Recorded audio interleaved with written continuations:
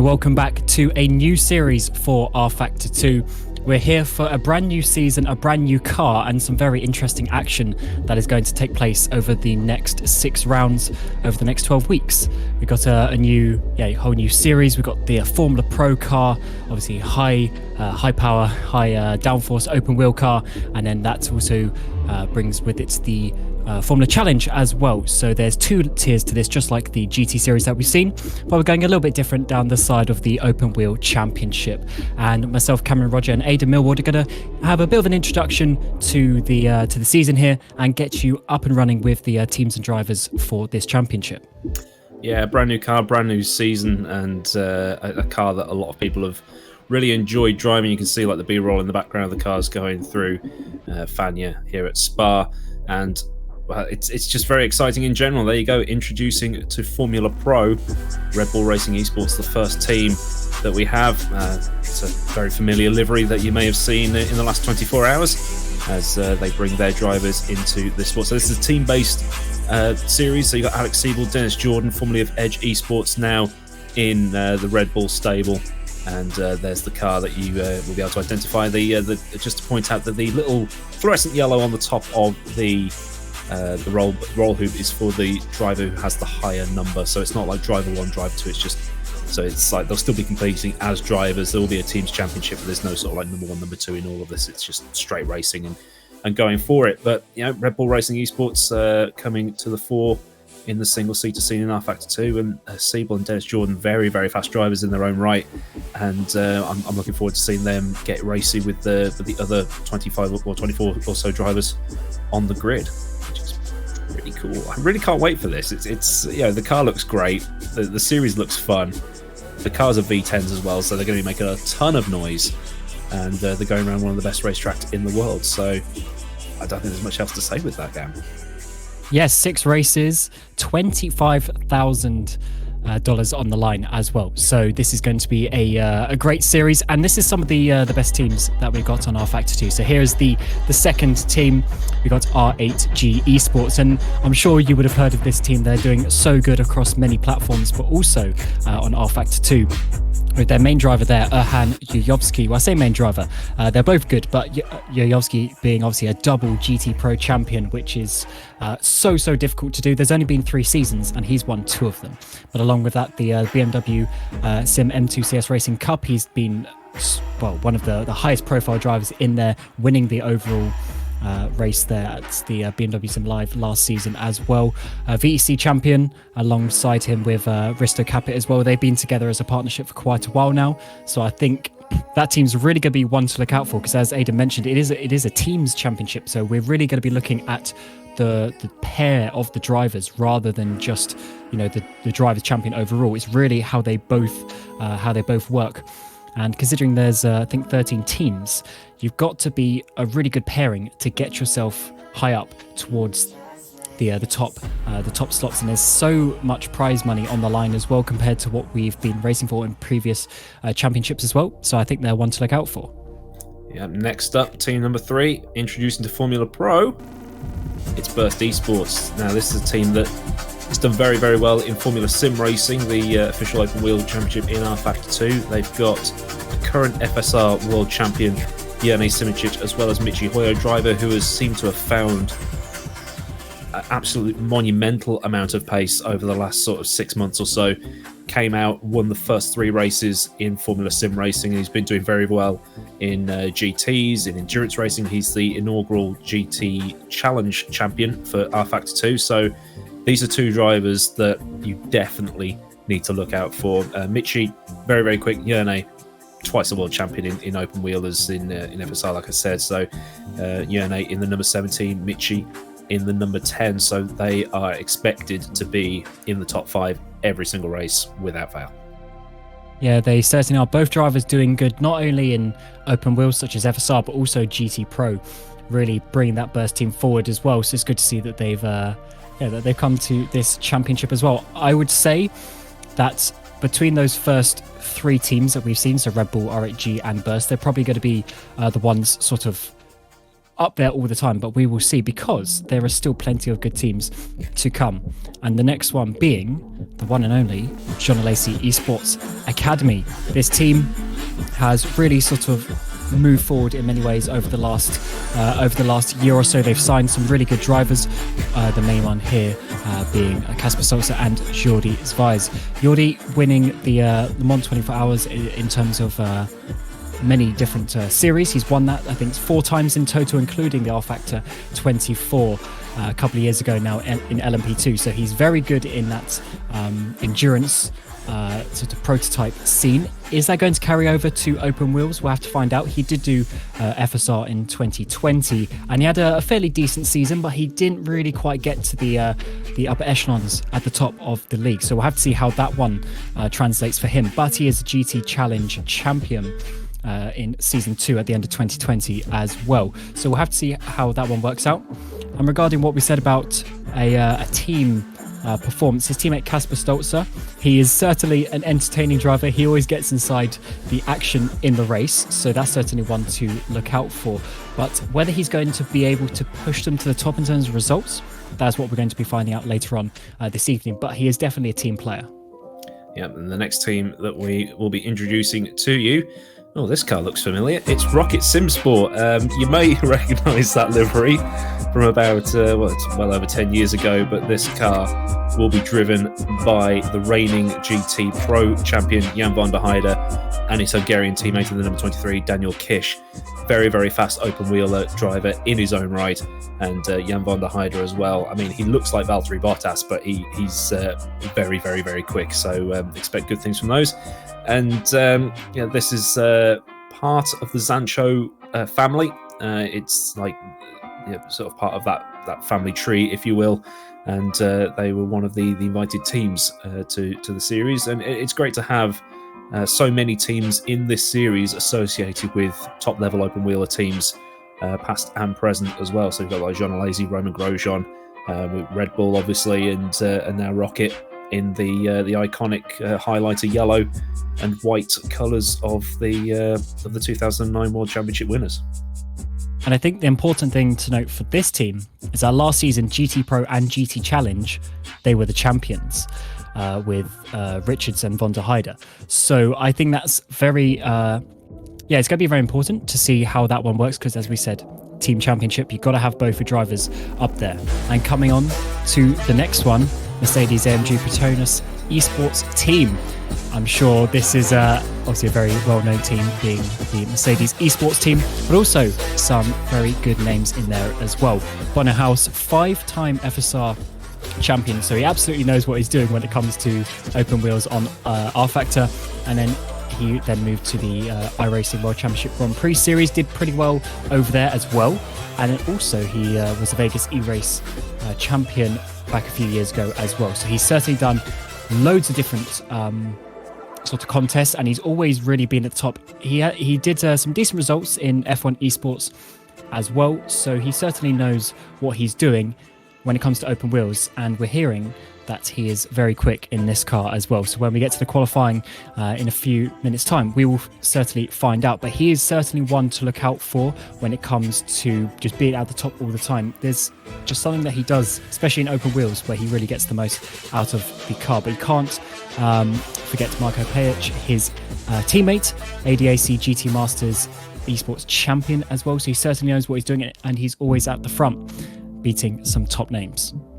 Yeah, so we've had Mercedes, we've had Red Bull. Who's next? It's Team Fordzilla.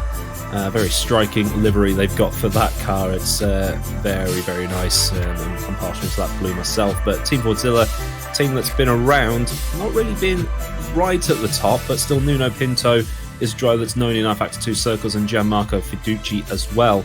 Gianmarco Fiduci is a driver I admittedly don't know a lot about, so I'm interested to see what he will do. Nuno Pinto, I mean, I say like these guys are very, very fast. You've got to be in Formula Pro. I mean, these guys are the creme de la creme of rFactor racing, but some of these drivers are going from GTs or other tin tops into open wheels, so the transition may be a little bit difficult for them, but you know, they're still very, very quick.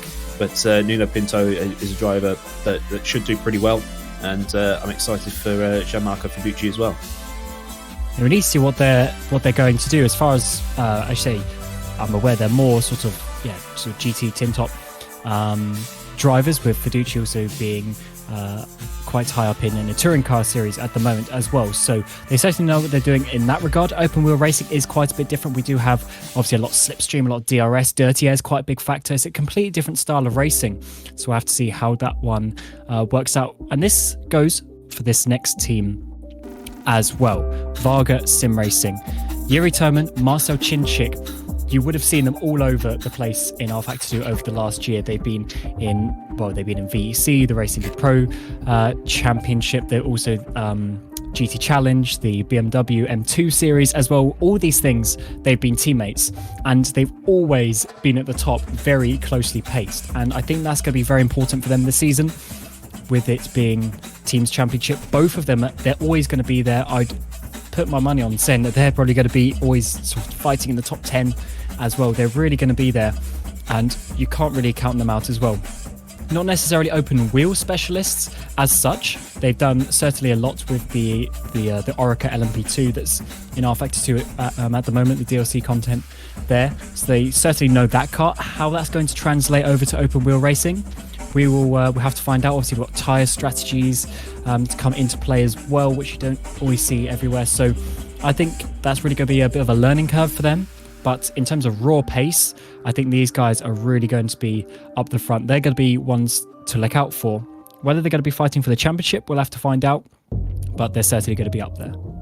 Yeah, Varga, very well known, and I'm sure they'll do very, very well. They know how to use the downforce of the Orica. But here is BS Plus competition with the sort of asymmetric livery, with the blue and the white, and then the monochrome on the other side. Their drivers, these are two very fast lads, Alan Terzic and Mohamed Patel. Mohamed Patel, FSR champion a couple of years ago.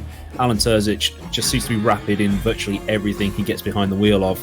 So BS Competition are not a team to be written off at any point in this series, and especially around Spa as well, where they'll have done thousands of laps for testing and pre-qualifying. Some of the drivers will have done pre-qualifying for Challenge, which will happen on Friday night this week.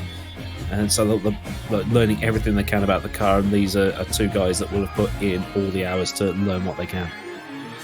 And Patel he's generally someone who when he's overtaking you, he'll make a very aggressive but precise move. He's someone definitely to look out for when we're talking about overtaking. He's very good at judging those instances to perfection, so certainly look out for that. Terzic, I think he's going to be a little bit more sort of up and down with his performances, but when he is on his A game, he's certainly very fast, and that is one team that is sort of affiliated with BMW, and then that comes to another team that is in that realm as well, Williams Esports. Really nice livery on this one, and they have got a couple of really good three really good drivers, as we'll explain. So we've got Petr Berlak and Martin Stefanko. However, Stefanko will be replaced by none other than Kuba Brzezinski for this race. So those three drivers, they've had plenty of experience. Berlak being FSR World Champion, he's been doing pretty decent in GT Pro as well.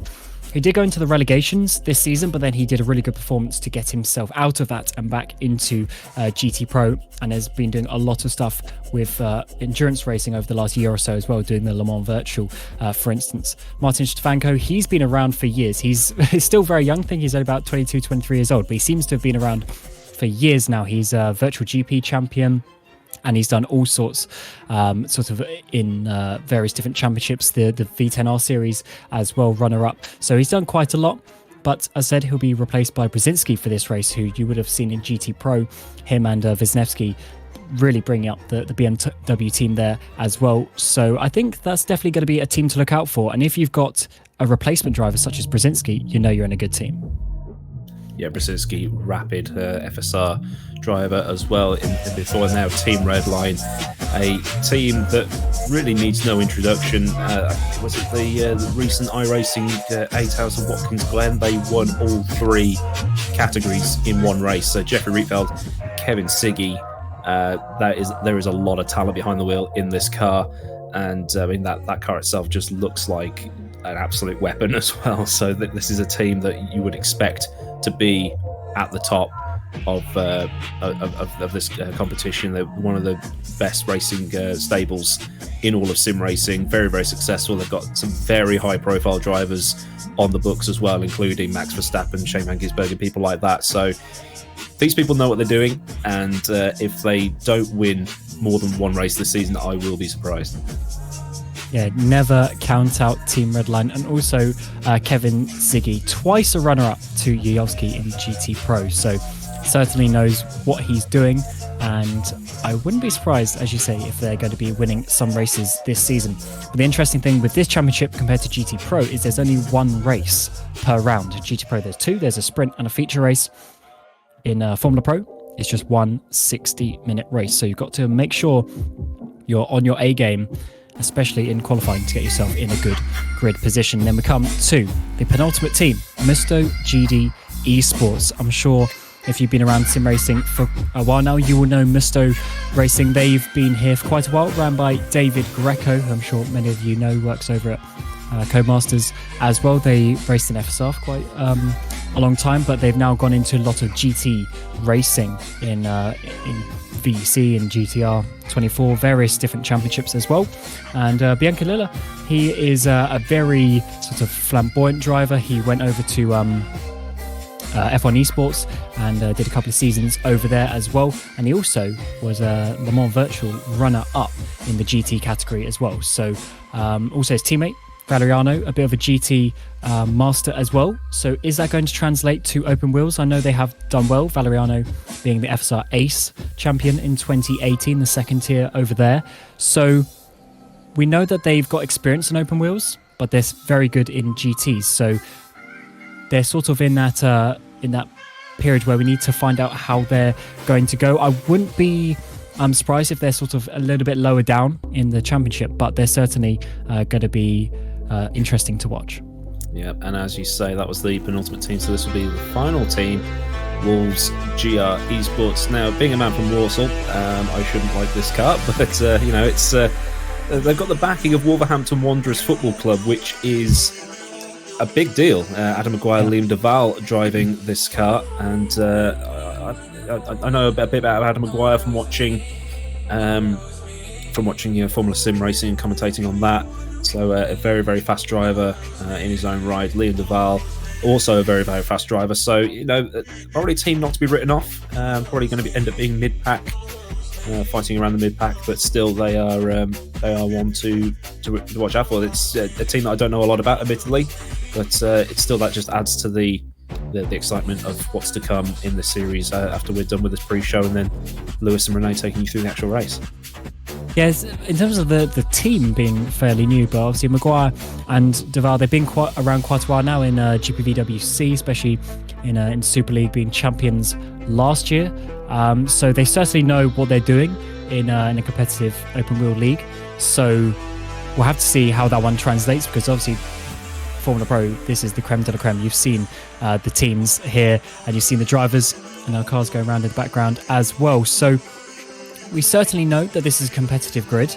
And I'll say, Aidan, who out of these teams have gone through, who do you think are really going to be the ones to look out for? I know it's hard to pick one team with it being so competitive, but who would you put your money on?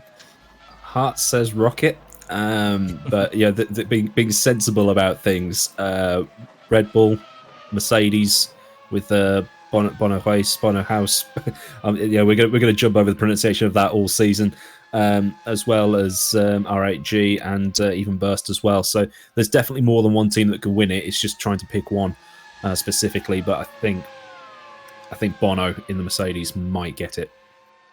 Yeah, I think because obviously we're focusing more on the teams and the pairings, I think one of the best pairings really is that Red Bull Racing Esports team. The first team we mentioned, Dennis Jordan, Alex Siebel, they work so well together. They're always going to be at the top.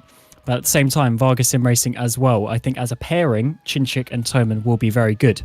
But we'll have to see. It's only 6 races, and there's only 1 race per round as well. So it's not too long. We're going to have to find out what is going to happen. So in a few minutes' time, you'll be getting the wonderful voice of Lewis McLeod and Rennie Butler to take you through the Formula Pro series. Let's take a look at the race starting order then for the first round of the season. Pole position goes to the person that topped practice as well. Jeffrey Rietveld from Bono House. Liam DeVow on the front, on the second row of the grid for Wolves GR Esports, just deposing Mohamed Patel in the final moments of the session. Then it's Kevin Siggy who's going to be on the attack with Erhan Yovski. Those two have battled for championships time and time again. What are they going to do from the third row? Marco Pajic and Michi Hoyer line up from 7th and 8th. Great qualifying session from Michi Hoyer to beat his teammate, and very comfortably indeed. Adam Maguire and Jan van der Heide, our Season 3 GT Pro champion, line up inside the top 10, with Vargas Sim Racing's late improvement for Marcel Chinchik just heading Dennis Jordan. Alex Siebel and Jakub Brzezinski, super sub for Williams Esports with Yuri Toman and Manuel Biancalilla. Said before that he was the runner-up in GTE of the Le Mans Virtual, down in 16th spot. Denny Kish behind his teammate up there for Rocket Sim Sports, the 2015 FSR World Champion Petr Berliak from 18th spot. Risto Capit, never a race win in GT Pro. Can he do the same thing here? I wonder if he can change that. Gianmarco Fiducci in 20th. Yone Simicic much further down than we would have expected, with Giordano Valeriano, Jordis Beers and Casper Stoltz at 23rd and 24th. Disappointment for the Jean Alesi Esports Academy squad. At the final row of the grid, the drivers that did not qualify, Nuno Pinto and Alan Terzic. A lot of those drivers down the back end of the field are going to go out there and try and have a bit of a fun start, I think, and try and work their way up the order. I think we might see some chaotic affairs down into turn 1. I mean, they're good drivers. Back then, we shouldn't give people a different impression, right? I mean, Alan Terzic is a great driver. On the other hand, I have to say, Jean Alesi Esports kind of starting like they left off in the GT Pro series, and Alan Terzic was a driver of Jean Alesi previously, if I remember correctly, right?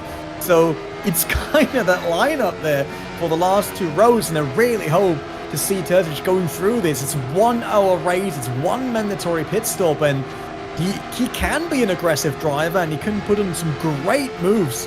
And I like the livery. It's another thing. He has competition, the team from Munich, so I'm totally fine with seeing him in more highlights.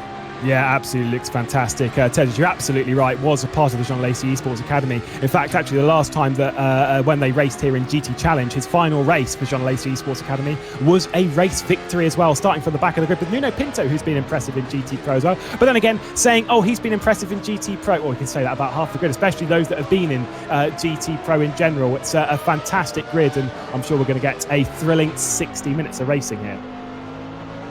Absolutely sure, as long as we survive the very first sector, maybe, because it's the first race for all of these guys, and it'll be interesting to see how well that works. Bono House, not the pole setter in the very first race of the Formula Pro Series, but it is Jeffrey Rietveld from Team Redline. So I'm pretty much sure we will have a happy Dom Doon in the background, hoping for basically all of his drivers in row 1 to do well. But they're driving down into the hairpin. That is a crucial moment for all of the drivers, especially for the later ones, as they dive in right into that group that is on the brakes already. And let's see if all of that works. Nuno Pinto, he had very bad GT Pro seasons, even though he's an amazing driver that had quite a better season Season 3, I would say. And now he's looking for a decent start for Fordzilla in the first season of Formula Pro. But misses a few spots at least now. Wow, all the Dutch drivers towards the front end of the field is Rietveld from Bono House, Liam DeVow and Mohamed Patel behind. We are underway for the first round in the rFactor 2 Formula Pro Series, powered by TraxionGG. And around the outside, your 5-time world champion was trying to make it stick on Jeffrey Rietveld. Didn't make it, so it's a Team Redline leading down the hill. Kevin Siggy already on the attack, trying to get by Mohamed Patel as we head down towards Eau Rouge for the first time. It's a fantastic start from Kevin Siggy, working his way up the order and already through side-by-side. Crazy action. And Yovski's through as well. Yeah, Yovski, he was basically using the chance there that Kevin Siggy opened for him, because they both went side by side into it. Would cost a lot of time. Now the very first time for them to get into the chicane, still side by side here between Maguire and Jan van der Heide. Luckily, nothing happened there. But van der Heide is going very wide there after the chicane. Hopefully he can come back to the tarmac here. We don't want to see him losing now. He's in 12th, so it seems like nothing bad happened. But Jakub Brzezinski, the stand-in here, already very close to the top 10. Yeah, I think there was that chaotic run through Malmedy, a bit of contact between Maguire and Jan van der Heijden, drops van der Heijden down towards 12th spot, as you were absolutely right. At Lecom, though, around the outside, Bono House takes the lead of the opening race of the season ahead of Jeffrey Rietveld and Liam de Vouw. I said it was Dutch drivers all at the front, all of these flying the flag of the country, which is not that far away from here, and they'll desperately want to win on what is as near as makes no difference, still home soil. Let's take a look at how that move was affected. Just slipstream. That run from La Source all the way up towards Les Combes on the Camel Straight and around the outside. Absolute perfection. Both drivers managed it very well, but the big question is, should have Rietveld maybe waited after they went side by side, give it to Bono House to then take it back on the Camel Straight? Because he probably knew that was happening in slipstream, but he's chosen to stay on first, and now he has to pay the price for it. Jan van der Heijden now up to 11th after dropping down to 12th. Nuno Pinto 25th, and there was another Fordzilla car in the background, if I saw that correctly, but all eyes for now on the two front runners, on Bono House and Jeffrey Rietveld, as Jeffrey could close the gap once again. He is same position where he lost the lead, but it's not enough here. And that's what we talked about, right? There's not much you win on these cars. They're great for following up closely, but it also means that slipstream is not the magic item that gets you onto whatever position you might desire. Oh, bit of a move. I might need to take a look back at that one. Dennis Jordan, I think, went around the outside of Marco Pajic going through Malmedy and promotes himself up into 9th position. Jan van der Heijden as well, got by Kieber Brzezinski on the Camel Straight as well. Bit of a switching towards the back. You're absolutely right. Fordzilla driver at the rear end of the field, Gianmarco Fiducci for Team Fordzilla. Let's take a look at what happened. This is Nuno Pinto. There's Gianmarco Fiducci looking to the inside of one of the Musto GD Esports drivers, and then gets a tap from Alan Terzic and, was that Kasper Stolzer rather, running through, and that's Gianmarco Fiducci sent to the rear end of the field. I was chatting to him the other day and said that he's more here as a learning experience. Hasn't really raced much on rFactor 2, more raced in touring cars as the Cupra Sim Racing Series Championship leader elsewhere in sim racing, and a driver who's come to the fore a little bit in touring car styles, and just trying to learn more and more as time goes on, and fantastic to see him taking part in this championship. Yeah, that tapping on the rear works a bit better on the front-wheel driven touring cars he was used to, but doesn't work with the open wheel. As well, we see another approach here by, what's that, Valeriano, on Peter Bielek, but it did not work. So Bielek stays up in front with Kasper Stolzer right behind that wants to make a move and might look up the inside now for the hairpin, just not going for it. They might just, well, once again, wait for the Camel Straight, lock right behind, but he doesn't though. Look at Kasper Stolzer going side by side. Immediately they might go for a Rouge side by side once again. Whoa, that's brave. That is absolutely brave. Jordi Zwiers is also going to sweep through. Just pushed off the road a little bit there from Valeriano. I don't think Valeriano expected Zwiers to come with such speed, trying to make up the position. And close friend of Jordi Zwiers, Alan Terzic, is sat in the background. Is there going to be a dive? Oh, it's snapped off from the front end by Giordano Valeriano, chopping the nose, and Terzic has gone round. Terzic around at Les Combes, and down the field he'll go. Yeah, you might tap the rear there of Zwiers, just slightly, and then threw away the car. All was under braking during the corner. Obviously that shifts all the way to the front, and then the rear end gets quite light, and after that he just lost it. He has to recover it for now. This is the fight still between Valeriano from Musto GD Esports against the Jean Alesi Esports Academy driver that is Jordi Zwiers. It's half a second off gap to Nuno Pinto, so that should give him enough room to try to maneuver around Valeriano, but Valeriano not weak at all currently in terms of the pace that you can do. Yeah, this is looking fantastic though for Bono House at the front of the field, leading by 0.6 of a second over Jeffrey Rietveld. Those two, I spoke before because they're, like I said, they're technically teammates at Team Redline, in a sense that Bono House is a Team Redline driver, although again driving for Mercedes in this, and so driving for himself. Those two, I did bring this up a little bit before when I was speaking to Cam Roger before this. Those two were teammates back in sister teams back in the Formula Sim Racing World Championship 10 years ago. They have been driving with each other for a while in sim racing. Jordi Zwiers into the pit lane in the early stages. They do have a mandatory stop to complete. They'll have to take tyres, fuel, etc. Brave to come in this early now. Yeah, it might have been something wrong with his car already. Also the tyres maybe, and he's just taking the pit stop very early, and then hopefully get a set of stuff that can survive the rest of the race. While we see Daniel Kiss under pressure right now by Peter Bielek around the outside. into the chicane that did not work. Cut off there on the way back, and the Rocket Sim Sport driver has to step back, but that's not true. He's actually in front of Peter Bielak, obviously, so he can stay there, but there's quite a gap already to the rest of the top 20. That's the replay of Adam Turner. Did he tap the front? Yeah, he tapped the front, the back end, the car in front, and then just turned around. It does not look like a brand new open wheeler for the very first lap, I would say. It looks pretty scraped up there. BS competition. Alen Terzic, the Slovenian, said that he was more looking to affect progress across the season. As I said before, hasn't put in the most amount of work. I'm not saying that he hasn't put in any work, because I know he has put in a fair amount, but in comparison to the likes of Dennis Jordan, I was chatting to him yesterday, and I know that we were chatting, he was like, 700-800 laps, and he was like, more. They've put in so much work into a championship. Guys, of course you would, with this kind of money on the line. It's $250 per round for the driver, the race winner, driving-wise. There's prize money up for all of those positions. But then, of course, that $5,000 for winning the team's championship, which they're desperate to do so. For Red Bull Racing Esports, they might be a little bit disappointed with how things are running right now. I know Dennis Lind is watching this with a close eye, team manager of them, and might be a little bit uncomfortable with how things are, but we don't know the form book. We're still learning how things are running, as Dennis Jordan's going to try and get by Adam Maguire. Also, another thing that we might want to highlight while we see Dennis Jordan probably going to tack Adam Maguire right now. Yeah, that was an easy pass right before the braking zone. Nothing happened there. But as you said, they might not be super happy with the positions they have, but looking at the standings, Team Redline probably the best team as of right now, because they have 2 drivers in the top 8. But look at the Wolf guys. They're sitting on 3rd and 9th, so not bad either. Way better than Varga Sim Racing, for example. So since this is about team points, we have to keep an eye on that while we see the start of Journey Simoncic. See how he got away here. It looked like a decent start. Oh, someone from Varga Sim Racing, Chinchik probably, completely missed the start there, and everyone else had to go around it. Yeah, just to confirm, that is actually Yannis. Did you know it says Hoyer on the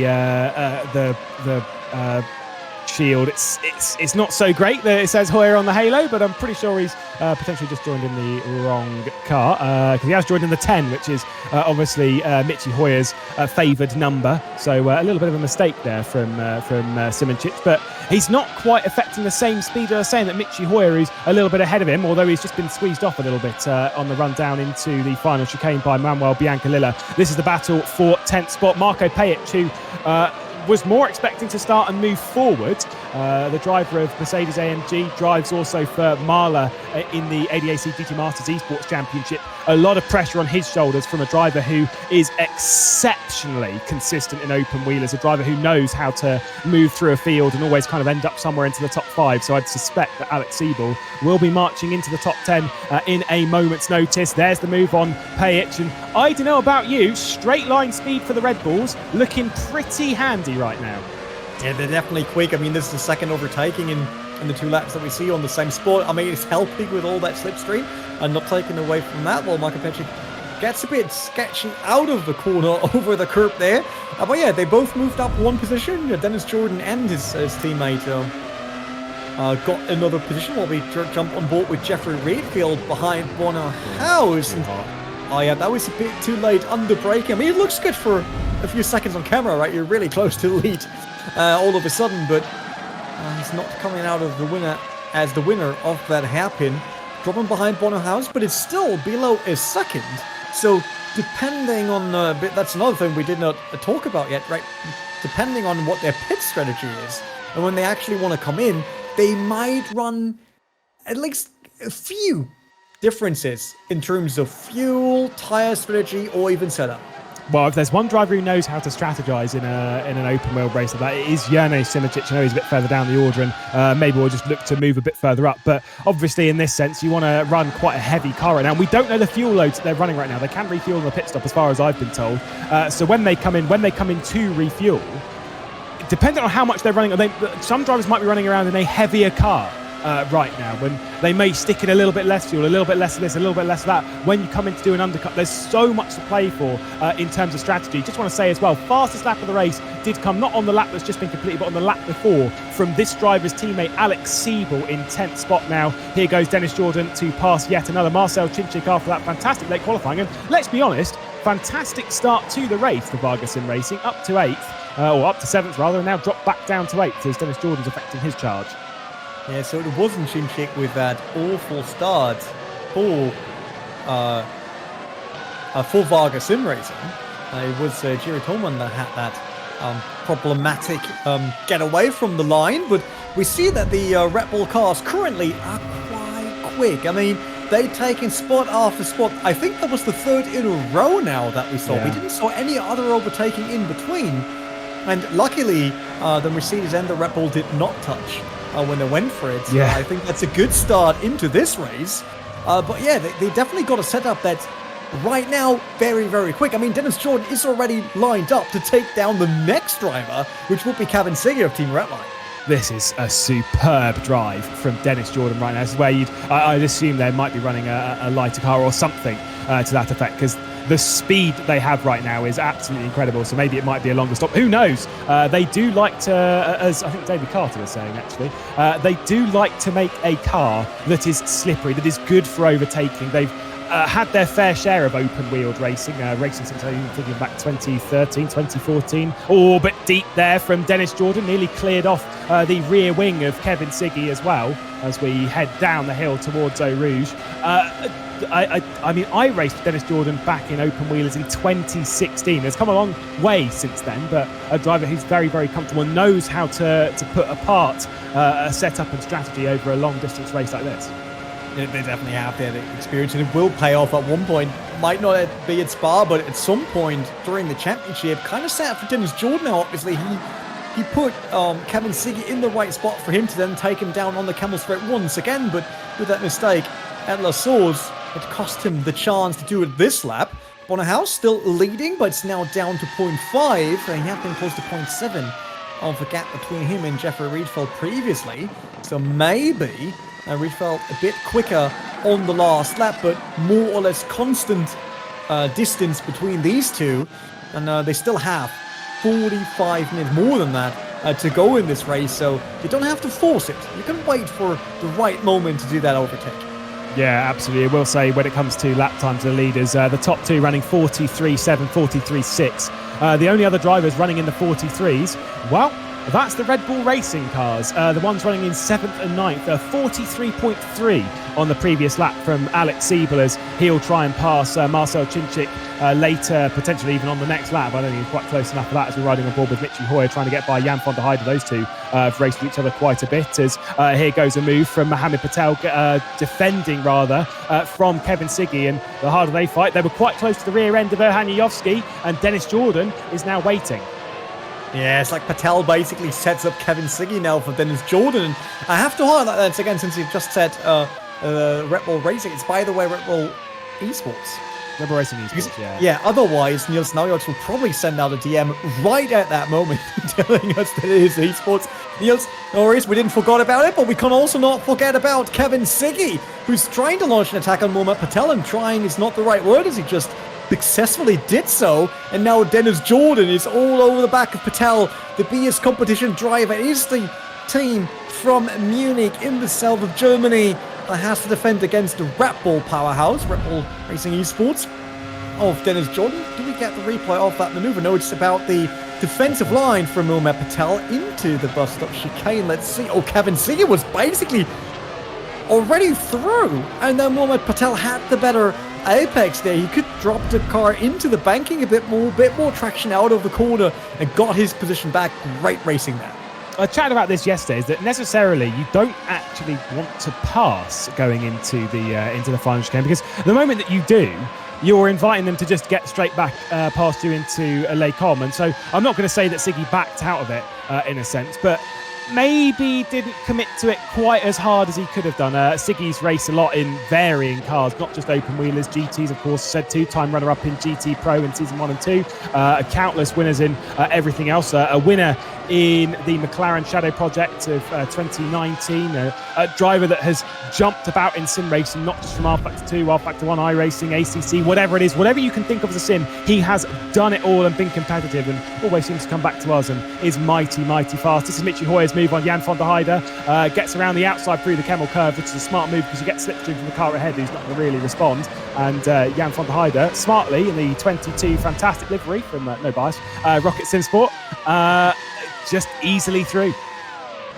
I just hope for a Butler Motorsport teams returning in Season 2 then. Maybe to see that livery, by the way, in Formula Challenge. Yeah, you will see it on Friday in Formula Challenge. But back to the actual race, we also grabbed on that replay a nice shot on the DRS feature that these cars have. I mean, this is the very first race of the season, so we will highlight the different features of the car, of the season, of the series a bit more, making sure that all of our viewers out there know what's happening in this. So once again, to remind everyone, these are V10 naturally aspirated cars, and I saw in chat someone discussing they have halos, even though safety is not really an issue in sim racing in this case, actually, in terms of if they have halos on or not. But nowadays, I have to say, if these Formula cars do not have halos, you kind of feel like they're not top notch. It would look a little bit, I don't know, it'd look a little bit weird, a little bit out of place these days. I mean, I think these cars look absolutely fantastic. They look aggressive, they look racy, they look modern, futuristic. You've got that historic vibe with the scream of a V10. It's an excellent sort of melding of eras. It certainly is lovely to hear, at least in a virtual sense, the V10 noise returning to this historic circuit where they were so prevalent in the past. And it's one of those things that, capturing the history, we can do that in sim racing. We can go, we're not just limited by stuff that's in the real world. We can do our own thing. We can chart our own course. That's exactly what we're doing here. Jean Alesi Esports, by the way, it's good to say this, Danny Kish has been in the pit lane for Rocket Esports. Jean Alesi Esports also in the pit lane. So about a driver who knows how to strategize their way through a race. With 42 minutes left to go, maybe an early stop, although we just don't know the form book. Yeah, it will be very interesting if these are pit stops because I think they might do better if they can just run on their own now without any traffic. Or if something else happened and that's why they died back. I mean, that happened. The guys of TraxionGG, partners of the series, obviously, they had a nice vote going on in the YouTube chat about when the leaders will pit, and 38% said below 30 minutes into the race. So that will give us another 11 minutes for the leader to pit. By the way, I voted for more than 40 minutes into the race. By the way. I voted halfway. I voted for around 30. Yeah, about that. That's 30. The easy way to go. You're kind of always in some sort of pit stop window if you're halfway through. Exactly. Well, if I win this race, that's the basic strategy, right? Now, the basic strategy isn't necessarily the one that's going to win you the race, but it is the one that will, potentially just give you a comfortable result. We're not talking about comfortable results here. We're talking about drivers that want to win the race. And so for the likes of that, it's about maybe going for the undercut, maybe going for the overcut, depending on how well you're looking after your tyres for Jeffrey Rietveld against Bonner House. We'll have to wait and see. Michi Hoyer going to make a pass on Wolves, who started out this race so well. They're dropping back bit by bit, or at least Maguire is. And now Michi Hoyer, same as his teammate, responding and coming into the pit lane. Wondering if that was more... I go into the pits because I threw around the rear of the car anyway. So he kind of looked a bit racy there, coming around the corners. But Michi Hoyer now in the pits, so his mechanics will be hard at work to get him back. Let's see if our leaders are first and second, at least run the same strategy. While we are now with one of the red line cars, that should be Kevin C. No, it's not. It's actually it is Kevin C. I was confusing it with not a black and red, which kind of a nice color combination as of right now in terms of sim racing. But if we're looking at teams now, I said that Wolves guys looking quite strong today, but now we have Bono House leading for AMG, like Mercedes-AMG Petronas Esports, with his teammate being in 10th position, so at least 2 top 10, but Red Bull Racing Esports now in 7th and 8th, and they have a shot at Mohamed Patel very soon, I think.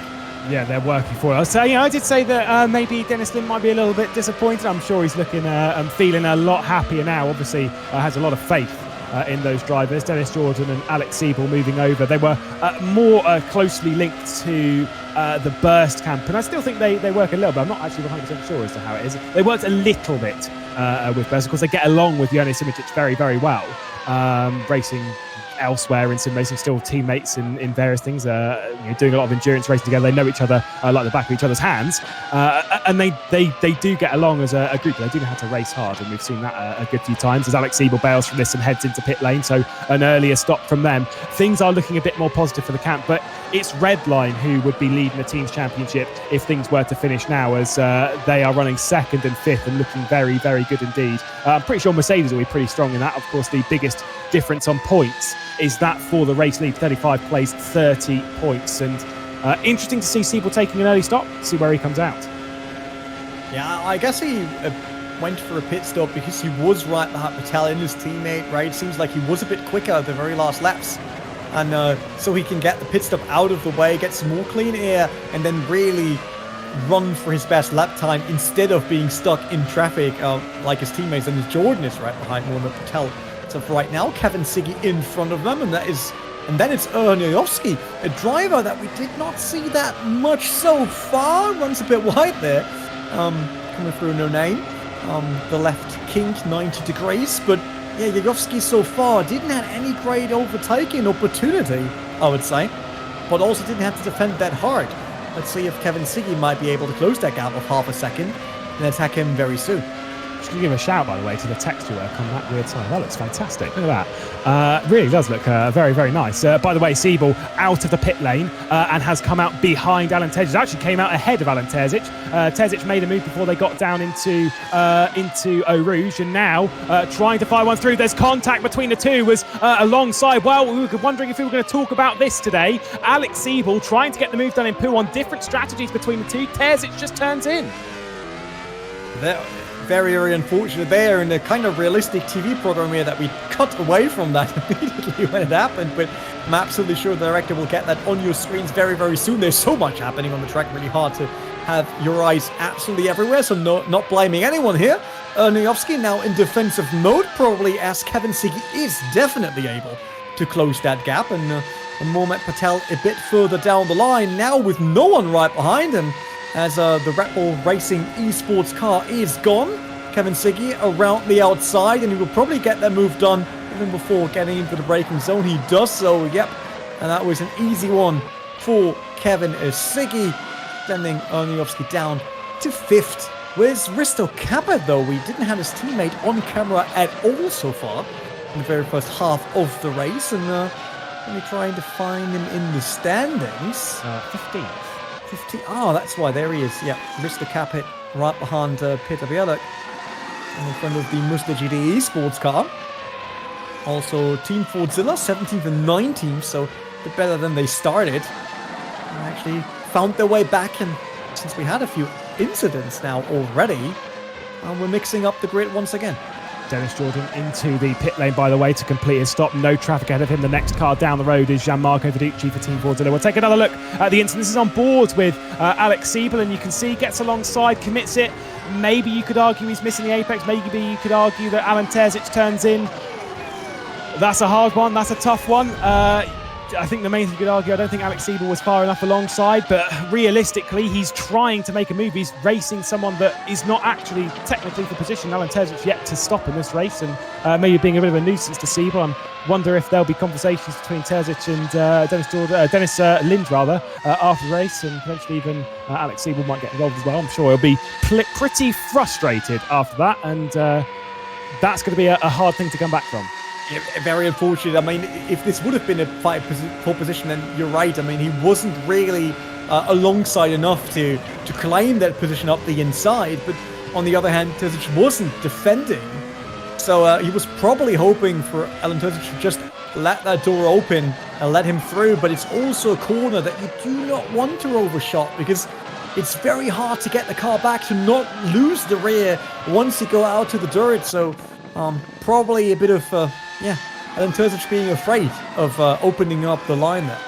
Yeah, I mean, you'd have to argue, obviously, those two aren't actually, like I said, they're not batting for position. So I know everyone's obviously going to draw the comparisons of yesterday's incident where, read into it what you will. I know my opinion on it. And I'm not going to shoot myself in the foot by suggesting it, but someone missed some apex. We'll go with that. It is what it is.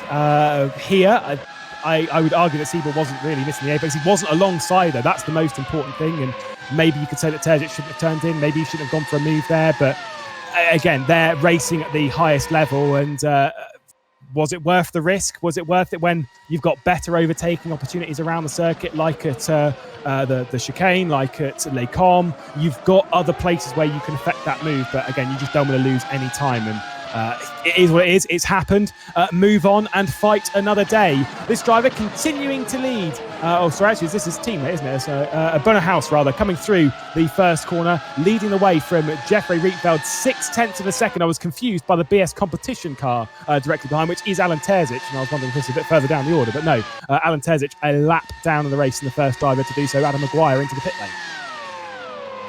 And it will be very hard for us now to keep track on who had their mandatory pit stop and who hadn't.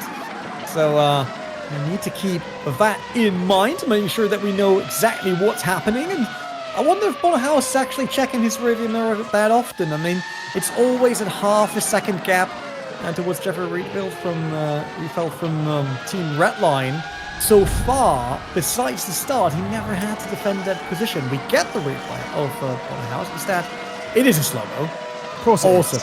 Look at that. Oh, that texture is on those tires. Looks absolutely incredible. And these cars are just so sexy. I mean, I'm not quite sure. Is this Stream FSK 21 or what do we have to keep in mind? But they are just very, very good looking. And they sound great.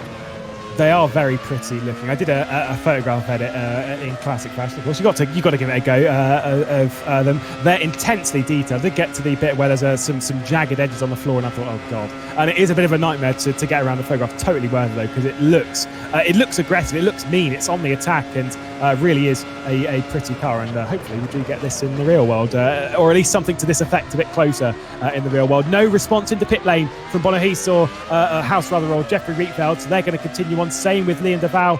Kevin Siggy not going to come in either. He's got a bit of lap traffic with Alan Terzic, a driver he'll know quite well. I said before that Kevin Siggy and Alan Terzic, they teamed up in the V10R Championship not too long ago for BMW. And ended up winning that championship as well, although that was with Romain, and I think Alan will argue that he didn't really add the most to that championship, just sort of drove around and hoped for the best. Siggy did all the work and led them all around. Into the pit lane, though, getting a bit busier this time. Erhan Jajowski, Jan van der Heide, the two GT Pro champions, into the pit lane at the same time. Yeah, it's true, both have at least one title. I mean, Jajowski has two GT Pro Series titles to his name, so definitely a great driver. Let's see if their pit strategy pays off. By the way, the TraxionGG chat voting, 63% said Rietveld should try the undercut on Bonnehaus. 36 said no. You see the rest of them. Kind of makes sense. Let's see if he's listening to the chat. Maybe he has it on his screen, like back in the days when I was racing in the Intel Pro Series. I actually had the chat and the stream running on a screen above my triple setup, just because I really respect that. All the action of the rest of the pack. So I respect that so much. I have someone whispering in my ear, and I can't focus. I'm missing apexes left, right, and centre. Oh, Jan van der Heide onto the rear of Nuno Pinto, running through a Rivage. There, gets down the inside. That is for position. Obviously, the pit stop differences. Nuno Pinto yet to pit. Jan van der Heide fresh out of the pit lane, and pace differential as well. Nuno Pinto didn't even qualify, but that might be a little bit naughty from van der Heide as he passes Pinto. Just a little bit dicey. Pinto's fastest lap of the race, by the way, a 45.1, so has lost a lot of time. Here's Alex Siebel making that move on the Team Fordzilla driver, who was impressive, was actually fighting for the championship in GT Pro, was looking really strong. And remember back to Silverstone, where was leading the race, had a disconnection. Kasper Stolzer won that one. I wonder if that's still even affecting him now, as Mohamed Patel, Yuri Toma, Manuel Biancalilla and Liam Deval into the pit lane. Yeah, with that we now reached at least the podium spots to pull into the pit lane. And Yuri Toma now coming out for Fargo Sim Racing. He should come in front of the Musto car. No, he doesn't. See, they don't have to accelerate too much to get back to the limiter. But I wanted to say something to the cars that we previously had on screen. You highlighted something that I wanted to talk about, but I forgot.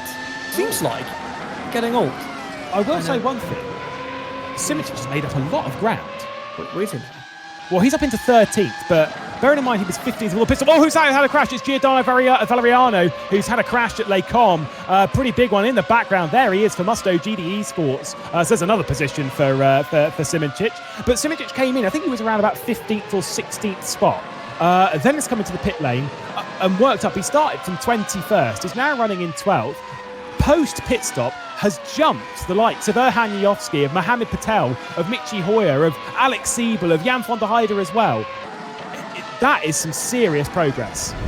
It's also, by the way, the very first front wing that's up for grabs here. Right. We're looking into the replay of Giordano Valeriano against the Red Bull Racing Esports car. They touched and then he was just sent off, being a passenger in his own car. Nothing he could do to avoid hitting the wall there. With that, he had to say goodbye to the front wing. That screams new nose, basically, for him. Luckily, we got plastic surgery waiting for him in the pit stops. Getting a new nose on, and then... No, he's actually done nothing, so he's not even going back to the pits. Probably don't want to risk getting involved in more accidents on the track. And still the half-second gap, by the way, between Bonnehaus and Jeffrey Riefeld from the team of Red Line, so nothing changed there. These two are closely following each other the entire race so far. That's over 30 minutes. Doing a great job. Well, I just wonder when they go ham, basically. That's what I'm waiting for. I'm not quite sure if Bonnehaus is even at 100% right now.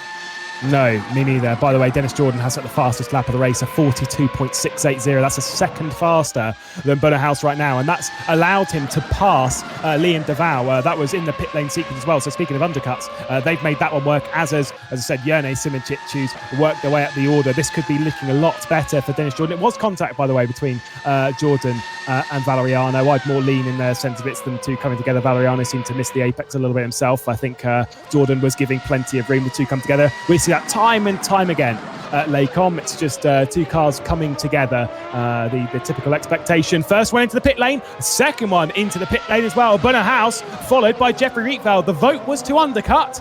Well, he's not listening to that. Definitely doesn't have that on screen.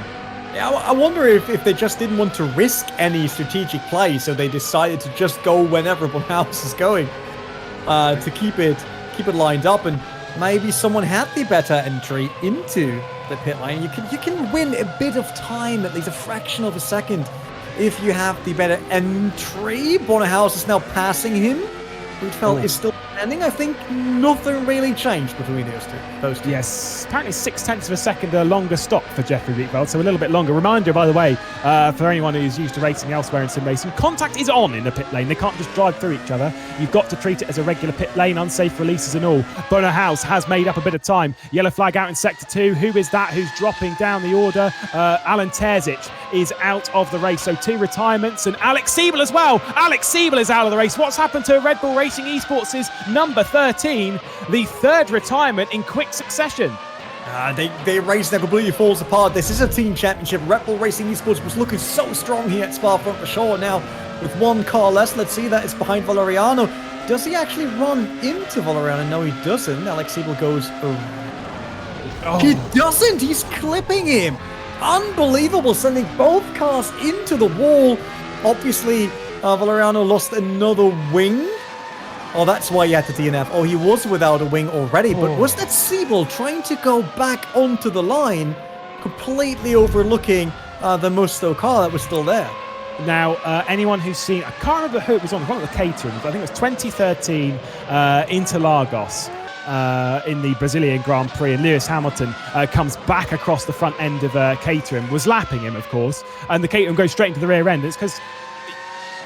What are you expecting the car behind to do? You can't just pull in front of someone in going into that point. I know they're expected to concede and stuff, but what's the requirement? just give them the room. Don't chop up in front of them, because that's what happens. I'm sure that'll be a lesson learned from Alex Siebel, who is now out of the race in a round that was looking a little bit better for Red Bull Racing Esports, considering the team's championship and all that, as Siggy and Payet come into the pit lane. That will be tears for them. There's the slow-mo, Ruben Carrera-Alvarez. Nice little bit of explain as well, as those two come together and get sent off stage left, and the Rocket Sim Sports car of, I believe that was Danny Kish coming through. There might have been Jan van der Heide, pick up the position anyway. Yeah, drama. Jordan, though, up onto the podium, looking to relinquish any sort of doubt that Red Bull Racing Esports are here to do well. Yeah, he's definitely able to score strong for the outfit, but would have been great with two Red Bull Racing Esports cars there. I would have loved to see that, though, from the Musto car, from a cockpit perspective, because while it now looks like Alex Siebel kind of turned back onto the line, it could have also been that at right that moment, Valeriano tried to turn into the corner and then clipped Siebel, but for that we would need the cockpit camera. You said, so someone probably has an issue here. That is, I'm a little bit speechless. I don't quite know what's happened to Marco Pajic, but he is also out of the race. Came to a stop on the exit of pit lane on the run down the hill. I don't know why, but for one of the teams that was doing quite well here in the team standings, that's drama already.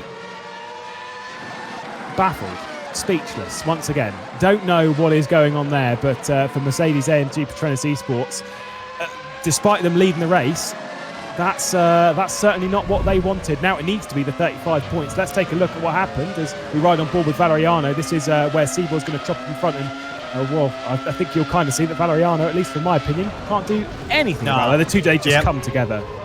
He was just unlucky. Like, Siebel was probably expecting Valeriano to be a bit slower, but that is still on Alex Siebel, sorry to say, but he's the overtaken car. He should be in control of the situation, and he should have not pulled back onto the line. Very unlucky, not blaming him for doing that on purpose or whatever. He's in a race, he's in the zone, he's trying to be his quickest version, basically, in this extremely hard field and grid.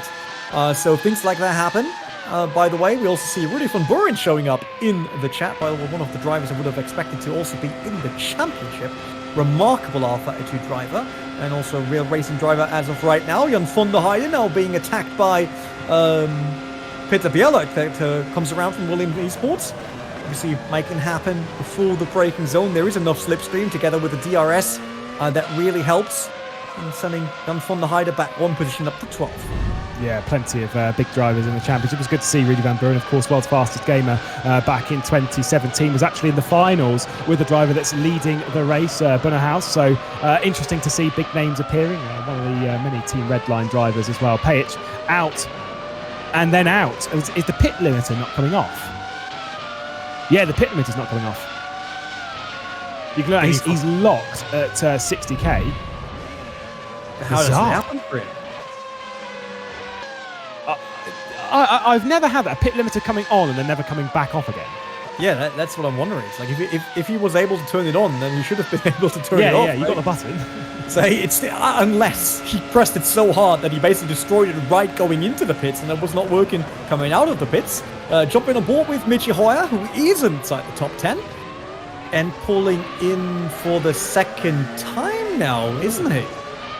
I believe so. He's been into the pit lane before. I was back on lap 11, so a second pit stop for Michi Hoyer and into the box to affect that. That's interesting. This is the thing. They're required to make a pit stop, and for anyone who's answering that, will anyone make a two-stop strategy?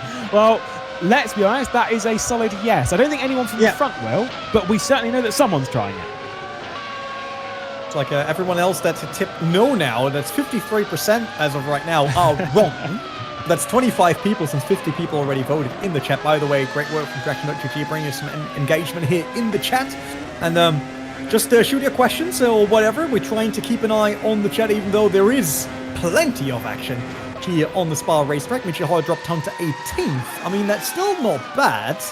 Now he's sitting on a new set of softs, I would say. So maybe that pays off, because Simoncic, who's currently in 6th, he should be on very old tyres, at least for the last 10 minutes. So his pace will drop off compared to Mohamed Patel or Jojowski behind him, Kevin Siggy in front of him. So we might see a few changes there still, just because they are running different strategies.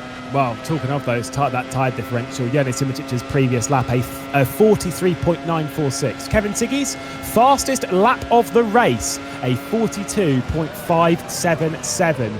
He is absolutely flying and onto the brakes very heavily. It's been a great race so far from Liam de Waal, the young man, as Jean Simicic comes into the pit lane to effect the second stop. I'm a little bit baffled to see why we're seeing so many two-stop races. Simic had issues in the pit lane strategy-wise yesterday in the Formula Sim Racing World Championship, and seeing it again. Nice to see him, by the way, in a burst top and with a bit of a background as well. I've seen Simic race in a few things, including a shirt and tie in the middle of summer, which I don't think that's a wise move, especially not in Slovenia, because I know it gets hot there in the summer. But alas, departing pit lane way down the order, things aren't looking so good for Burst. I'm pretty sure Cam Roger is on the pit wall for them, trying to affect some strategy this evening, and I think we can ask him a few questions after this as to what, why, and how. Yeah, it's quite surprising that both esports cars had to come in, but on the other hand, Simic had a very, very early stop, which was probably more forced than his real strategy, so things probably changed for him, and his tyres were not that great anymore. Kevin Siggy against Wolf's the esports here around the outside once again. That should have been Liam de Waal. Yeah, it was from Wolf's GR esports. By the way, not Toyota GR. Just to make that clear. It's not a Toyota Yaris, nor does it have all-wheel drive. It's a bit quicker than the Yaris. Slightly. And hopefully it rolls better. I saw some videos of rolling that was not great. And they do overheat a lot here. So, let's hope Wolf's GR Esports has that in mind when visiting the Nürburgring for the third race of the championship. Obviously, next up is Silverstone for the championship. Manuel Biancolina, someone that we highlighted, I think. Was it GT Pro Series Season 1? Was Biancolina still in Season 1 back then? Or did I see him in the Spa race back? It's a good question. I don't know about Biancolina. He's a driver that's been in sim racing for an awful long time, though. Has, like I said, done countless things, races, I believe, in the F1 Esports Championship. Did do the first season, you're right, in GT Pro, finished 18th in the standings, and then didn't take part in Season 2 and Season 3, of course. But a driver who's done many things in sim racing. I said he was the runner-up in the GTE category at Le Mans Virtual, and that's quite impressive considering how strong the Porsches were that day with Coanda Simpson. By the way, a team that's missing from this. Would love to have seen Coanda in a series like this. This is Michi Hoyer making a move, or it could be Jean Simic. They're both in the same car, but it is actually Michi Hoyer making a move. That one will be on Maguire. I'm not sure how much Biancolina can get. He's one of the people that I would put in this as being a question mark, as someone who can achieve great things. I'm just not sure when, where, and how. It might be this random Grand Prix at some point. Yeah, it could be very well so.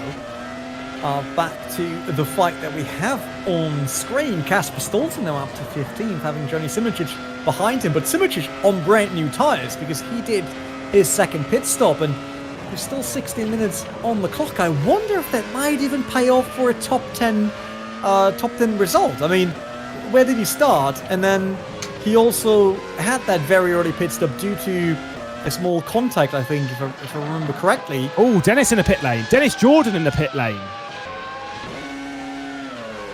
I'm very confused. So we had the question changed, obviously, for everyone in chat here, from is anyone going to do a two-stop strategy to will the two-stop strategy pay off? And Dennis Jordan into the pit lane, Kasper Stolzer being dived there from Jean Simic, and to be honest, may well come up the order. I'm a bit confused by this. It's one that will unfold over the next 15 minutes of proceedings, but of course it's a new series to us. It's a strategy that we don't understand. It would explain why Simic and Jordan made so much progress on the in the first stop, because they didn't take any fuel in comparison to everyone else. They made that from having a pit stop that was much, much shorter. And look, I have doubted Jean Simicic's strategy before, and I said that I would never do it again, but this one is one that I do have questions for.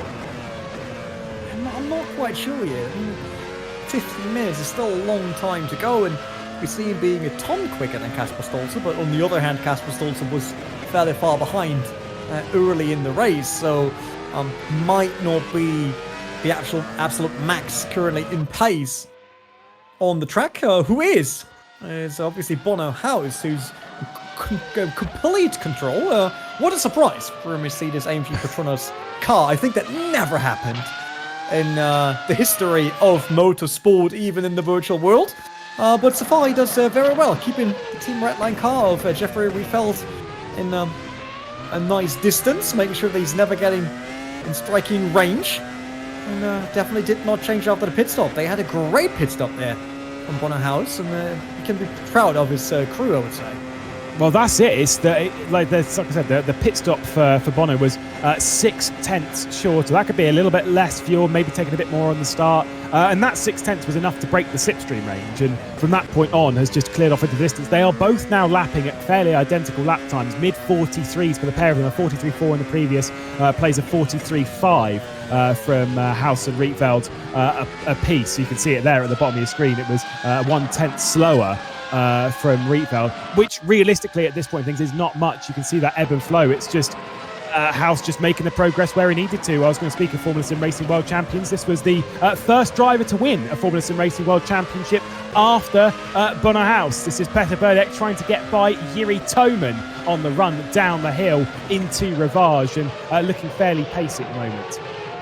By the way, I absolutely love the Williams Esports livery, but if I could ask for one thing of the designer, it would have been something different than all white from when looking at the front of the car. I think we had the same discussion already in GT Pro Series, because they're great looking cars, but flat from the front, lose a bit of that fascination with everything being white. But at least we know exactly which car it is, and I think that's what really counts. You can spot it from a mile away, yeah. Yeah, he's dropping off in pace a bit once again compared to Tillman. He's getting away in the Varga Sim Racing car up front here, 11th and 12th position. Let's see, where do we have... I want to look at the teams once again. So, Redline, second and third. Control. Yeah, and then we have Mercedes first and none. Retired, because his teammate is already retired, which probably puts Redline as the strongest team in Spa if it would finish as it is right now. Next up could be Williams Esports, actually. Right. Or Varga, 7th and 11th, and Williams is 8th and 12th. Yeah, I mean, this is, like I say, it's a real turn, because obviously Wolves had two drivers up inside the top 10 a bit earlier, but Maguire's dropped off on pace. Mercedes had two drivers up there, but the retirement, that bizarre thing for Pajic. Now, I will say, I'm just going to go back to that for one brief moment, that Pajic, I mean, he's not, he's a smart driver, so I'm not going to say that, he's just, surely you just press the button. Like, obviously, he's trying something. He's trying to release the pit limiter. He just doesn't understand why it's not coming off, whether it's a button failure or something. I don't know what the issue would be. It was certainly mapped because he did get down to pit lane speed, but there have been issues there. And yeah, retirement from the race, which is a shame for Mercedes when they could be looking so strong. At the moment, though, like you say, everything is looking sweet for Team Redline, which with that lineup between Jeffrey Rietveld and Kevin Siggy, let's be honest, Redline are one of the all-time great teams in sim racing. How long have they been around? Dom Doohan's squad, an incredible team that have competed at a vast level of sim racing, and think of all their real-world drivers as well. So it's no surprise to see them being as strong as they are, but it is great to see them in the championship regardless. Yeah, definitely. They're doing well, and they're doing well everywhere in terms of sim racing over so many years. So they definitely deserve a strong start here at Spa-Francorchamps. You said it, it's a button press that kind of cost Mercedes-AMG Petronas probably the overall lead in terms of teams at Spa. But on the other hand, what is it? Was it a button press? Was it maybe an automated pit limiter? Then there would be the next question, is that even allowed in the championship? And we kind of go into the direction of a certain real championship where sometimes you have to question certain technology used per race. And if that was the case, then I'm absolutely sure that race director and the marshals will be all over that car and check absolutely everything what happened there, because I'm not quite sure. scripting like this would be allowed. Joni Simoncic, currently in 15th, looking at Aristo Capit, the teammate of Ernioski.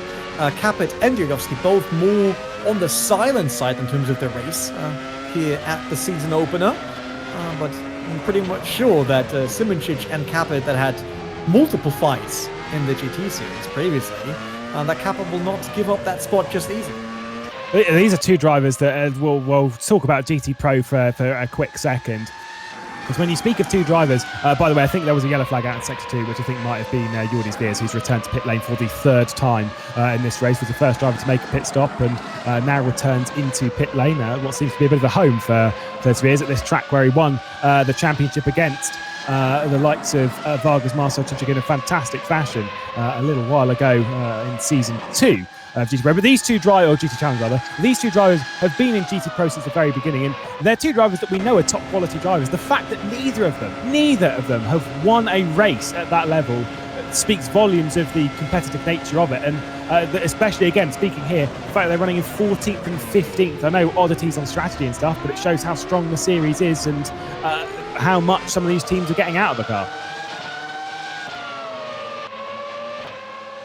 Racing again, continuing. Risto Capit defending. I mean, surely Simoncic is going to get past here at Lake Holm. Surely.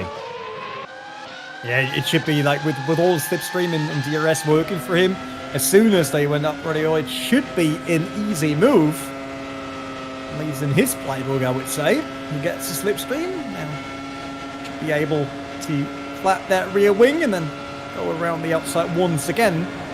So Risto Capit had to give up that position here. There we saw the DRS working once again. Absolutely love that shot, by the way. Every single time we see those rear wings clipping in and going back to the normal position. But Risto Capit now down to 15th. And look at the gap he has already due to the speed Simoncic brought onto that straight. I mean, that is nearly a second already.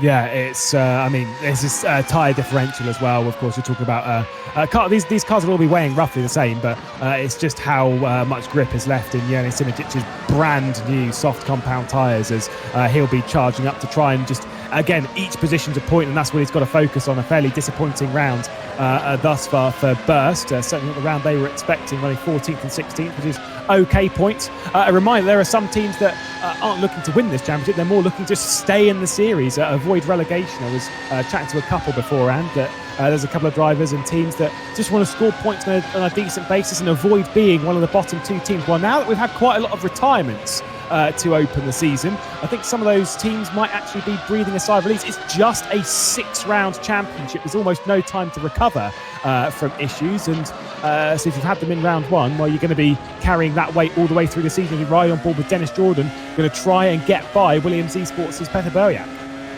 It's definitely not a season where you want to start like that with the DNF and then be like, oh, it's fine. There's so many points on the board. They aren't, right? And the races won't get any easier. So you definitely want to make sure that you bring some points home for your team. And it'll be quite interesting to see who will be around the last positions, the ones that might drop out of Formula Pro immediately after those 6 races. You see the Red Bull Racing Esports car closing the gap to Williams Esports here. Great job. That should be Dennis Jordan, yeah, on Peter Berjak for 12th and 13th. And I wonder if he might have a shot around Blanchimont here to make up another spot. That would be a brave move. That would be an absolutely brave move. I think also that Manuel Bianconilla is also close to affecting a move on Jan van der Heijden. It's not quite there. This is definitely a closer battle at present as running through Fania. It's Dennis Jordan who's basically all over the rear wing, knocking at the door. It's as close as Morse code that you can get in open wheel racing. Not rubbing the rear end, but I think you're absolutely right. This run here, sure, there's no DRS, but slipstream is king at this point. You can see how much he's closing. We're running into Blanchimont now. The 27 of Dennis Jordan trying to get by Peter Berjak. Will he make a move on the brakes? No, he will not. Smart move, because again, this is what I was saying earlier with Kevin Siggy's attempt a bit earlier in the race, is why make a move into the chicane when the run into Lake Holm's far more important? Yeah, that is. You want to get that slipstream, and so far Dennis Jordan is in a great position as of right now. For the very last minutes of the race, as we're done 55, which leaves us with another 5 minutes in this race, and Jordan should be able now to use the DRS. Let's see. Oh, this time we actually get it right on the rear wing. There it opens. All the speed available for Dennis Jordan, but this time he has to go the inside. That's like it's not covering it, and it might pay off for him. Both slightly touch. Luckily, they all get through this. I saw you already sweating on the camera there, Lewis, being afraid that this might be an incident, but nope, Dennis Jordan is through. Yeah, 2 quality drivers going toe-to-toe. You see, I mean, we've brought this up a few times, but once again, just going to hammer that point again. The speed of Dennis Jordan, 356 kilometers an hour, getting into the braking zone at Les Combes. Absolutely sensational speed. The raw power of these V10 engines was about 800 brake horsepower there running around here in the screen, really taking to the Ardennes. By the way, that Jeffrey Rietveld was closing back down on Bunnerhaus at the front of the field, but a little bit of inconsistency over a few laps has built that gap back up to closer around 3 seconds, as they'll be heading on to the 3rd to last lap of the race. 4 minutes left in it. And this is where you hope your fuel calculation's absolutely right. You hope you're spot on that.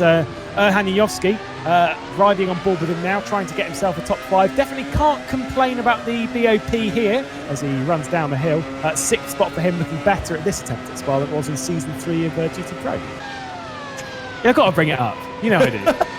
Yes, I was waiting for that. To be honest, absolutely fine with it. But yeah, all of these cars are the same. And they've got the same engine, same aero package. Well, we see Jakub Brzezinski now moving around Marshall Chunchik. So moving up to 7th spot. Another thing that we can say today, it might not be down to BOP at all this time, but we see a ton of overtaking, and that is Manuel Biancalila going around Jan van der Heide, the GT Pro champion. And that was an incredible move from the Muster GT Esports driver, I have to say. Lovely to watch this one. Hope we actually get a replay of that. It shows us the entire maneuver. Johnny Simoncic still opening up that gap to Peter Bielik with the car he took down previously. We're still looking at, more than half a second, so that should be a healthy gap for now for the last 2.5 minutes. Yeah, just getting up past Peter Bielik there on the turn-in. Of course, those two being FSR World Champions as well. So we've got a lot of them on the grid. Of course, naturally, open-wheel racing. They love fighting with each other. I've got to say, that was, at least from where we cut onto it, a brilliant move from Biancalila around the outside of Jan van der Heide. Absolutely smart. Let's see if we can take another look at it, because this is about as good as you like in the slipstream. You can see they're defending as hard as the German can. But the brakes of Biancalila, a little bit too much space given. Perfect between the two. That is respect-filled racing that we love to see. Oh, he had DRS open. I was wondering, because he didn't have as much speed on this maneuver as some of the other drivers that we witnessed earlier doing the overtaking there. But great maneuver, both good respect from both drivers, making sure that that was a clean pass and getting us great racing action here on the screen in the season opener of the rFactor 2 Formula Pro series powered by TraxionGG. So I think we got a worthy first race of the championship with a great taste of what's happening in the next 5 races.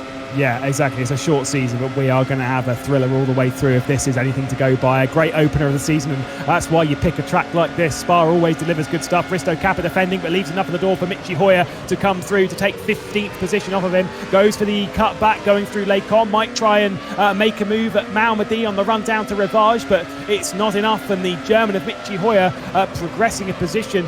I will say again, I know it's not been a great round for Burst, but again, to talk of the heights that Michi Hoyer has been at in the recent past, about a couple of years ago, let's go with that, was a driver that maybe we could have questioned the ability of, but more so in the recent past, has won countless races, has won countless championships, including the rFactor 2 GT Challenge series to promote himself up into GT Pro, and has been matching his teammate Jean Alesi Esports in pretty much every season they've done together. Definitely a brilliant driver. By the way, Bunnerhaus started the final lap of the race. Yeah, and it seems like there was no question throughout the entire race that Bunnerhaus can bring that back, because after the start, Jeffrey Rietveld never had a single chance to attack the Mercedes-AMG Petronas Esports driver, who's doing an impressive job here with, I don't want to say his return to rFactor 2, because he was never really gone, but at least to the Pro Series, because he wasn't in the GT Pro Series previously, so this is his first appearance in an official rFactor 2 Pro Series.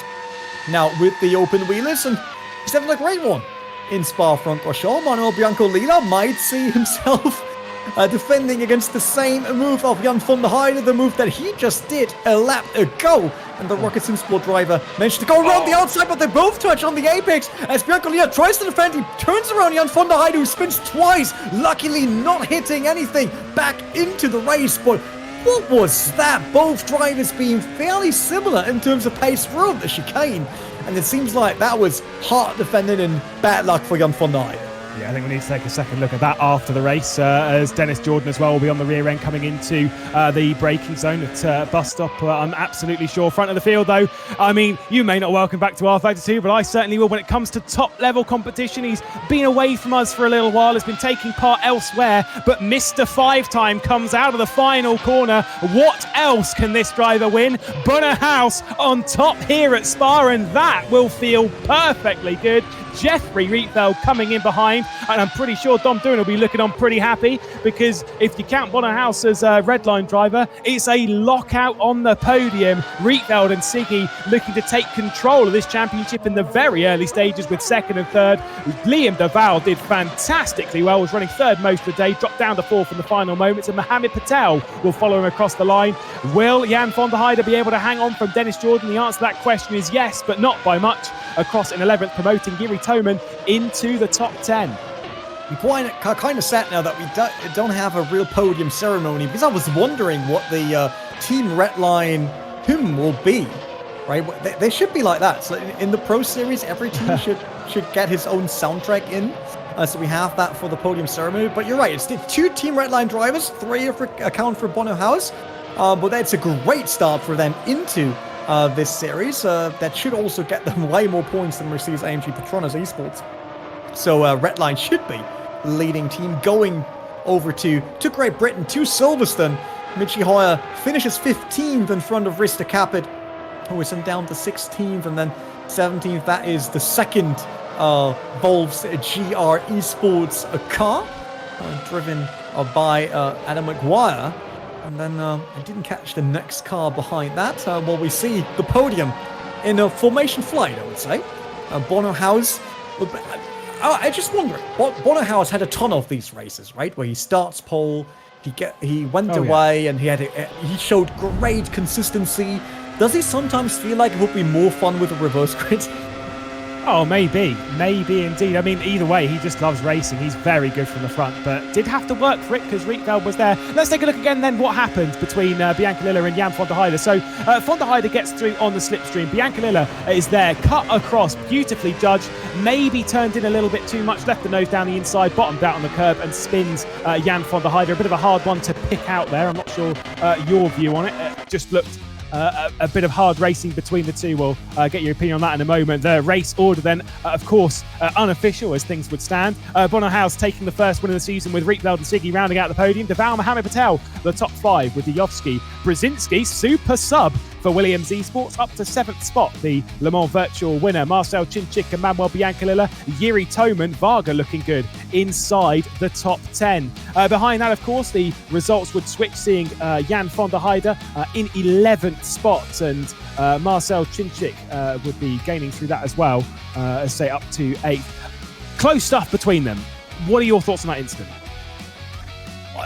First of all, great to see. Although I don't like the outcome, I do not want to see Jan van der Heijden spin or any other driver, but on the other end, seeing Biancolila coming back amazingly at the entry of the corner. He hit his braking point. He wasn't late. He made the corner. He tried to stay on the accelerator then to keep it aside of Jan van der Heijden. Then the question here is, they touched, fine, not much happened.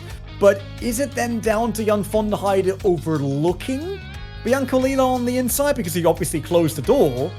Or was it Biancolila pushing a bit too much because his car was kind of outside of the white lines? But there was also no other way for him to make it there after the contact. So I guess this is a race incident. It's very unhappy for Jan van der Heijden in terms of the result, but in terms of the rush that I felt when seeing Bianca coming back there and Jan van der Heijden defending up the inside. That was just amazing entertainment. I mean, what I will say is, regardless of it, the judgment between the pair for Jan van der Heijden to switch it back up into defence, to try and move across, and Bianca Lilla to have that instant judgment to go, okay, I'm going to send this around the outside. And to be honest, made it on the brakes. Just, I think maybe didn't quite give just enough room. It was tight between them, but it's tight at Les Combes anyway. And it was the bottoming out on the curb that really sent them. I don't know how I judge it. It's hard racing. That's what we have. And to be honest, whatever race direction says about it, it was a great show. And that's the most important thing here, at least for me and you. I mean, we're here to enjoy what we see. And that was definitely a lot of fun. Yeah, I think we can't complain about the season opener of the rFactor 2 Formula Pro Series. We saw good racing. We had a very exciting qualification, right, which has a new format for the Pro Series here. GT Pro, completely different style of racing and qualification. I think that was already a first glimpse of what to expect from a race, and then the Spa race did not disappoint at all. We saw tons of overtaking, we saw different strategies, we had heartbreaking moments as well, and as much as we like lean racing, heartbreaking spins and all that are part of motorsport as well. So I think this race delivered on all the different parts of a good race, and I can't wait to head over to Silverstone, or obviously for everyone out there, if you're into seeing a race on Spa again, even though it isn't for 5,000 euros championship prize money for the winning team, there is the Formula Challenge series on Friday evening. So that's the grid that obviously wants to make it here into the Pro Series next season. So a good grid as well. I can't take it away from the grid there. I'm pretty sure Aiden Millward did not make it into Split 1. Because I see him in the something about his driving? Yeah, no, he said that he is racing in Challenge, but I think he's in Split 1. Otherwise, there would have been a lot of fun in commentating on Aiden Millward in that series. But yeah, it's another big grid. It's another good grid as well. Not as top one as this one here, but definitely one that you should watch on Friday evening. Silverstone round 2, that's the next one up, 2nd of August. Then we head over to visit Lewis McLeod, basically, in Great Britain. And then Lewis comes over to visit me at the Nürburgring in round 3. Maybe I should fly over to you to actually do that on site. It was quite funny. Only if I get to come to the Nürburgring. It's around about the right time. I think it's a month early. Obviously, I think a lot of people will be venturing over there at the towards the middle end of September. But I will say, probably one of the best ways to open the season. What race we saw? You said about the tiers there. I think none more so than the likes of Payich. The question marks over what happened there. We have no idea, but we'll try and respond back at Silverstone, see if we can take Mercedes to the top there again. Who knows? There's again. Just to counter it, no success ballast, no BOP, no nothing. They're all driving the exact same car, and that's exactly what we want to see. It's about the drivers making a difference, and I can't wait for a couple of weeks. We're going to see fantastic stuff, and even, like you say, on Friday as well, I'm sure we're going to see some brilliant racing there. Yeah, talking about Friday, and just picking up on the question of Jimmy Coop asking, how do I get involved in the rFactor 2 League Racing? First step, I would say, is always a good one, to join the official rFactor 2 Discord. Obviously, a lot of championships, and if you're talking about this one here, Pro obviously means you will need to go through the rFactor 2 Formula Challenge series, which you can. So there are ways to get into that and to race through the splits. And if you're good enough and you're having a great season, then we might commentate on you here in next season or the season after in Pro Series. It's everyone's game. It's not like real life motorsport where I'm now asking you to open your wallet and bring out the first few millions to make it into this, which is why we love sim racing. So yeah, there's still a lot to race for, I would say, Lewis, for everyone to get involved as well.